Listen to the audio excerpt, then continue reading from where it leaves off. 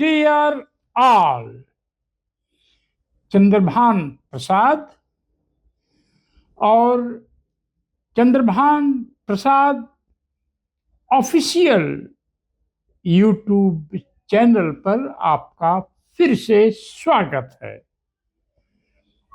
भारत में आधुनिक शिक्षा पर हमारी यह बहस जारी है, पर महात्मा मैकाले की ब्रिटिश शिक्षा पद्धति के पहले भारत में जो संस्कृत में पढ़ाया जाता था वो क्या था? क्यों लॉर्ड मैकाले देसी शिक्षा पद्धति से बहुत हैरान थे और उनका सोचना था कि इस तरह की शिक्षा पद्धति जो सिलेबस इनके हैं, इससे भारतीयों का कोई लाभ नहीं हो सकता है और इसे तुरंत इंग्लिश सिस्टम ऑफ एजुकेशन से रिप्लेस कर देना चाहिए। आपको मालूम होना चाहिए कि इंग्लिश सिस्टम का एजुकेशन का मतलब इंग्लिश लैंग्वेज में एजुकेशन नहीं, बल्कि जो उस समय इंग्लैंड में एजुकेशन सिस्टम था उसी को भारत में लागू करना था। और हायर एजुकेशन में वो इंग्लिश में होगा, लोअर एजुकेशन में भारतीय भाषाओं में। तो हमारे सामने जो आर्काइव्स के जो हमारे पास तथ्य हैं, सब हम जिराफ करके रखे हैं। इसमें सिलेक्शंस फ्रॉम एजुकेशनल रिकॉर्ड्स एक सीरीज है जो भारतीय पुरानी लाइब्रेरीज में उपलब्ध है। सिलेक्शंस फ्रॉम एजुकेशनल रिकॉर्ड्स यानी एजुकेशन के बारे में जो भी ईस्ट इंडिया कंपनी में बाद में ब्रिटिश गवर्नमेंट के टेक ओवर के बाद 1858 के बाद जो भी करस्पॉन्डेंसेज होते थे ऑफिसर्स के बीच, उसमें से चुने हुए करस्पॉन्डेंसेज को यहाँ पर रिप्रोड्यूस किया गया है। यह इंग्लैंड ब्रिटिश जमाने में ही हुआ था, आजादी के पहले। तो बनारस में एक अंग्रेज ऑफिसर जोनाथन डंकन के प्रयास से एक संस्कृत विद्यालय बनाया गया जिसका नाम था बनारस संस्कृत कॉलेज। बनारस संस्कृति कॉलेज को बनाने के पीछे मकसद क्या था?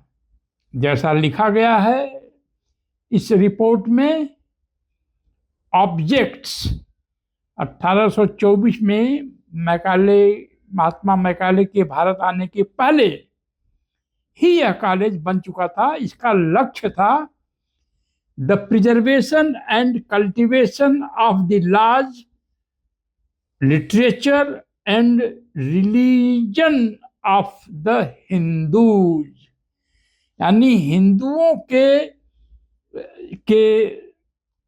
कानून, साहित्य और धर्म के बारे में जो सिस्टम है उसको प्रिजर्व करना और उसको और कल्टीवेट आगे बढ़ाना, प्रमोट करना ही इस बनारस संस्कृति कॉलेज का लक्ष्य था। अब ऐसा तो नहीं हो सकता है कि दिल्ली की लाइब्रेरीज में इन डॉक्यूमेंट्स को पढ़ने का काम मेरा ही है। मैं तो ट्रेंड हिस्टोरियन नहीं हूं। फिर भी यदि मेरे हाथ ये कागज लग सकते हैं तो जिन्होंने आधुनिक भारत का इतिहास लिखा है ये जानकारी उन्होंने क्यों नहीं दी? तो जब तक यह हम नहीं समझ पाते कि मैकाले के पहले यहाँ की एजुकेशन क्या थी, तब तक महात्मा मैकाले की एजुकेशन और महात्मा मैकाले को समझना शायद इतना आसान नहीं होगा। बनारस संस्कृति कॉलेज का जो सिलेबस है, जो कोर्स है, वो मैं आपके सामने पढ़ रहा हूं। इसमें जो सब्जेक्ट हैं, हमारे पास जो पेपर है उसमें 15 सब्जेक्ट हैं। पहला है थियोलॉजी, यानी धर्म शास्त्र का अध्ययन, एक सब्जेक्ट थी। धर्मशास्त्र का अध्ययन का मतलब इसमें सीधे हिंदू धर्मशास्त्र का अध्ययन। दूसरा सब्जेक्ट है रिचुअल्स। रिचुअल्स को आप कर्मकांड कह सकते हैं, धार्मिक कर्मकांड, इसका जो हिंदी में अर्थ होगा। तीसरा है मेडिसिन।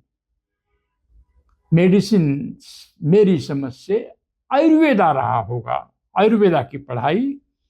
म्यूजिक यानी संगीत। फिर इसमें लिखा है मैकेनिक आर्ट्स, यानी तकनीकी कलाएं। लॉजिक यानी तर्कशास्त्र।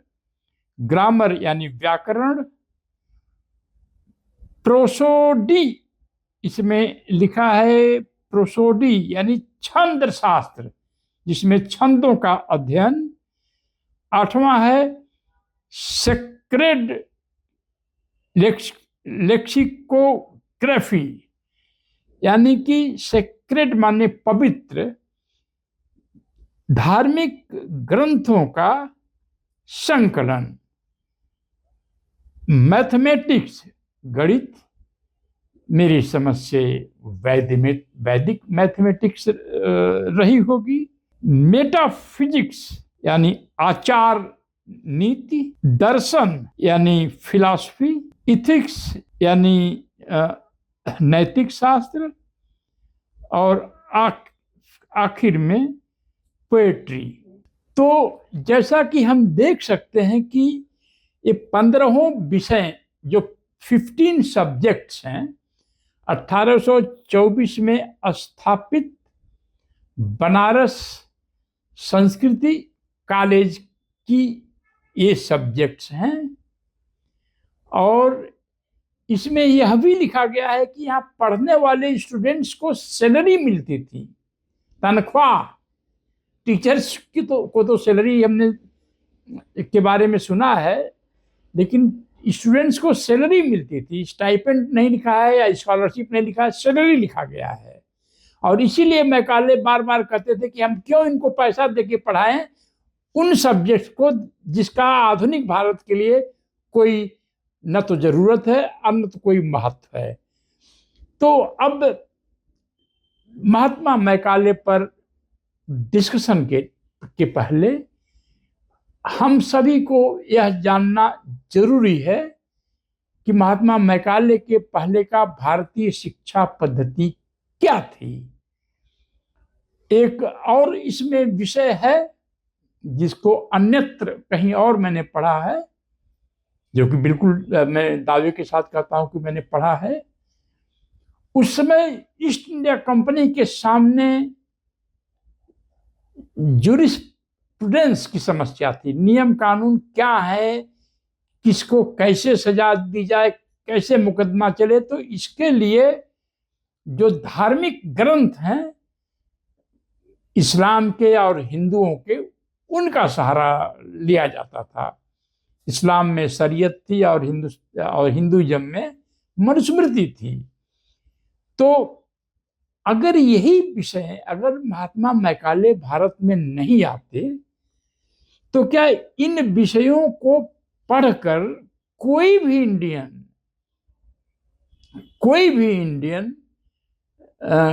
विश्व में, दुनिया में किसी भी क्षेत्र में कोई काबिलियत लायक कोई पोजीशन होल्ड कर सकता था? क्या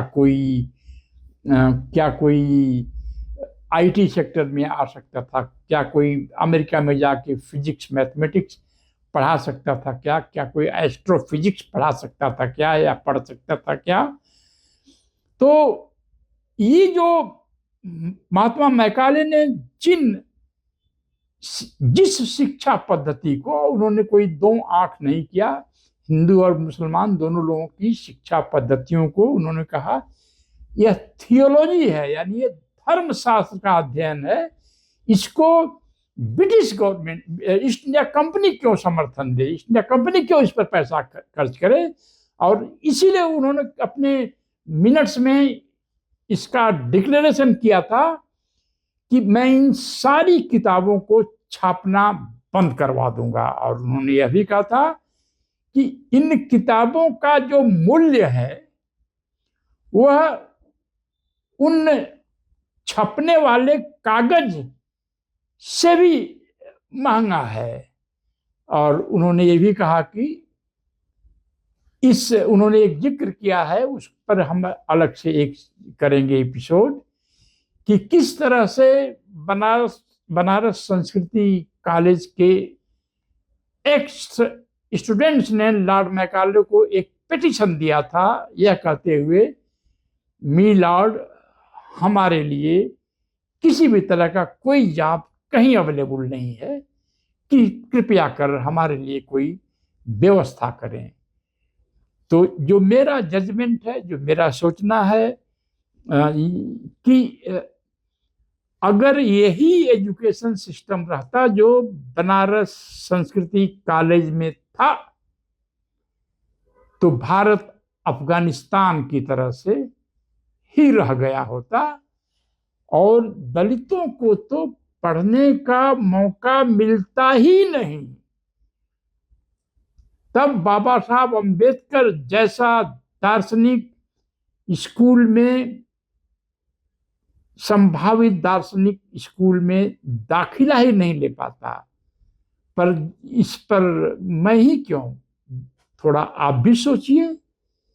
आप भी सोचिए कि भारतीय इतिहासकारों ने जो बातें मैं बता रहा हूं, आपके सामने जो रख रहा हूं, इसको हमारे स्कूली और कॉलेज और यूनिवर्सिटी की किताबों में क्यों नहीं पढ़ाया गया, क्यों नहीं लिखा इन लोगों ने कि मैकाले किस तरह की एजुकेशन को ब्रिटिश सिस्टम ऑफ एजुकेशन से रिप्लेस करना चाहते थे।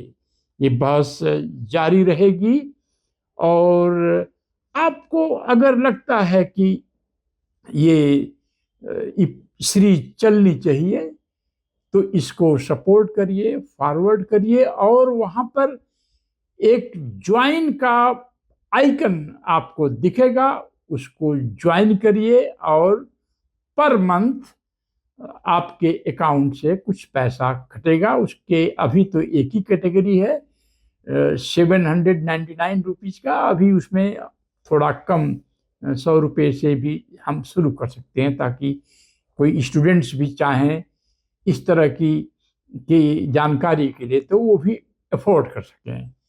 तो ये सीरीज हम चला रहे हैं, आप सभी का स्वागत है, और इसमें कुछ कुछ त्रुटियां होंगी तो उसको हम इम्प्रूव करते रहेंगे, और आप सबका समर्थन चाहिए। जय भीम, जय भारत।